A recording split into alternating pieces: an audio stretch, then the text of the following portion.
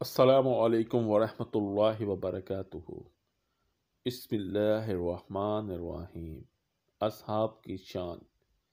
اصحاب رسول صلی اللہ علیہ وآلہ وسلم ایک نظر میں وہ ابتدا میں 4 تھے، دار ارقم میں 45 ہو گئے، شب ابی طالب میں تعداد 82 ہو گئی، ہجرت کے وقت وہ 115 ہو گئے، تو غزوہ بدر میں 313 تھے، پھر رفتہ رفتہ بڑھتے چلے گئے، صلح حدیبیہ میں تعداد 1400 ہوئی، تو فقط مکہ پر 10,000 تھے، غزوہ حنین میں 12,000 ہو گئے، غزوہ تبوک میں تعداد 40,000 تھی، خطبہ حجۃ الوداع میں ان کی تعداد 140,000 ہو گئی تھی۔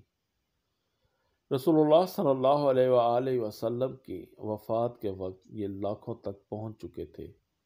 عرصہ 23 سال میں اس قدر افرادی قوت کسی اور مذہب کا اعجاز نہیں، یہ امتیاز صرف اسلام ہی کو حاصل ہے۔ وہ لوگ اسلام میں اس قدر گھل مل گئے تھے کہ وہ خود اسلام نظر آتے تھے، مٹی کے بنے ہوئے، مگر پرواز آسمان سے بھی اوپر تھی۔ وہ موت سے نہیں ڈرتے تھے بلکہ موت ان سے ڈرتی تھی۔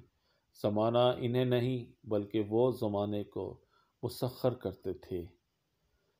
پس صحابہ کرام وہ جن کا رب اللہ، صحابہ کرام وہ جن کا مدرسہ بیت اللہ، جن کے استاد رسول اللہ صلی اللہ علیہ وآلہ وسلم، جن کا نصاب کتاب اللہ اور سنت رسول، جن کا امتحان لینے والا خود اللہ، نتیجہ رضی اللہ عنہ ورضوا عنہ، سورہ توبہ آیت نمبر 100۔ ہمارے لیے بھی جنت کا وہی راستہ ہے جو صحابہ کرام رضی اللہ تعالیٰ اجمعین کا تھا۔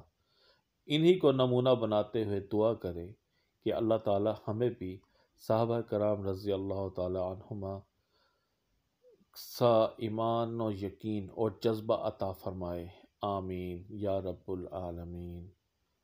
سبحان اللہ، کیا شان تھی صحابہ کی۔ اللہ تبارک و تعالیٰ ہمیں اصحاب رسول صلی اللہ علیہ وآلہ وسلم کے راستے پر چلنے کی توفیق عطا فرمائے، آمین۔